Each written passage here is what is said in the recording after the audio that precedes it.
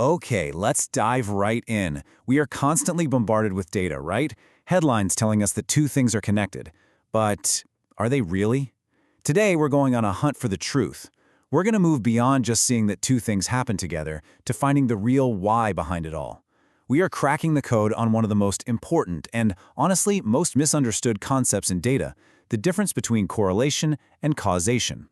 So let's kick things off with a classic example. If you were to plot out ice cream sales and the number of drowning deaths on a graph, you would see something fascinating. They both spike at the same time, usually in the summer. It's a perfect correlation. So the question is, does scooping a cone of your favorite flavor somehow lead to tragedy at the pool? Of course not, right? But this is the perfect entry point into the mystery we're unraveling. And here's the big reveal, the solution to our little puzzle. This slide breaks it all down. See, it's not that ice cream causes drowning. Nope.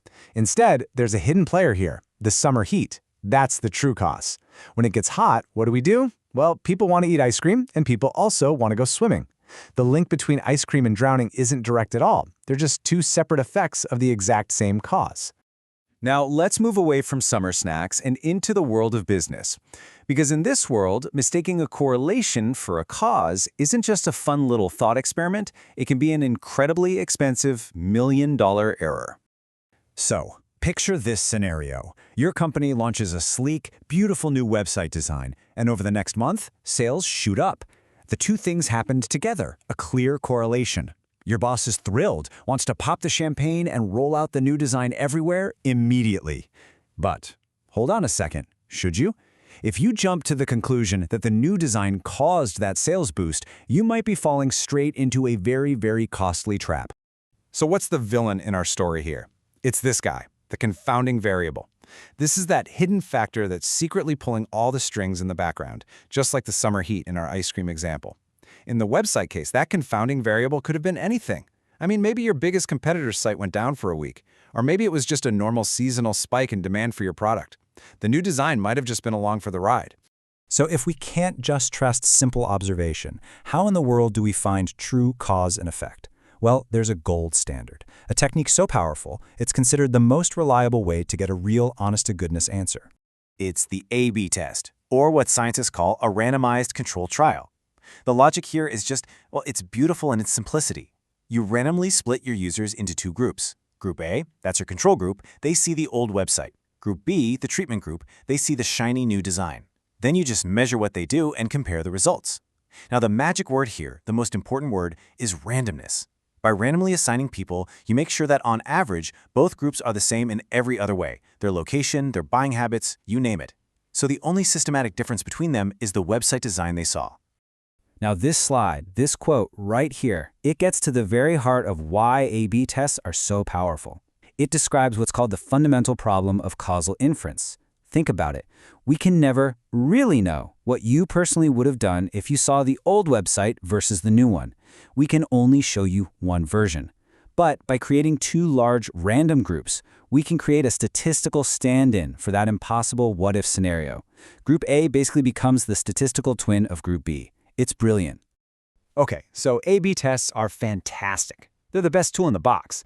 But here's the reality check. Sometimes you just can't run one. It might be too expensive or maybe unethical or just plain impossible. So what do you do then? And that is the question that keeps data scientists up at night. When all you have is historical data, just a record of what's already happened, how do you possibly untangle a simple correlation from true causation? Well, this is where we have to get really clever. It's time to put on our detective hats. Right. So when you can't create an experiment, you have to find one that's already hiding in your data. We're now entering the world of what are called observational methods. Think of this as statistical detective work. We're going to use some smart techniques to find clues about what causes what, using data that you already have. Our first tool in the kit is called difference in differences. Now, it sounds a little fancy, but the idea is actually pretty straightforward. You compare a group that got some kind of treatment to a similar group that didn't before and after the change. For example, imagine some of your retail stores get a new checkout system. We'd measure the change in sales in those stores and compare it to the change in sales in the stores that didn't get the new system. The difference in the differences is our best guess at the real effect. Now, the crucial assumption, the thing you have to believe, is that both groups of stores were on a parallel sales trend before the change happened. Next up is one of my personal favorites. It's just so clever. It's called regression discontinuity. This works in situations where there's a sharp, arbitrary cutoff rule for getting something. Think about a scholarship that's only given to students who get a test score of 80 or above. The logic is that a student who scored a 79.9 is almost identical to a student who scored an 80.1, right? Their motivation, their background, it's all basically the same. The only big difference is that one of them got the scholarship and one of them didn't. So any sudden jump in their future success right at that 80-point cutoff can pretty safely be attributed to the scholarship. It's a beautifully clever design. So let's do a quick recap of our detective toolkit. The A/B test, that's our gold standard. It uses the magic of randomness to basically create a parallel universe. Then there's difference in differences, which compares trends, but it relies on that parallel trends assumption. And finally, regression discontinuity, which cleverly uses a cutoff, assuming nothing else weird is happening right at that exact same point. Each method has its own logic and this is super important, its own key assumption that you have to believe for the results to be valid. Okay, we've covered some pretty advanced methods, but the most important thing you can take away from all this isn't a formula. It's a mindset. It's about learning to think like a causal detective every single time you look at data. So how do you actually apply this? Well, the next time you see a flashy headline or a chart in a meeting, just run through this mental checklist. First, always challenge the connection. Is this a real cause or just two things happening at once?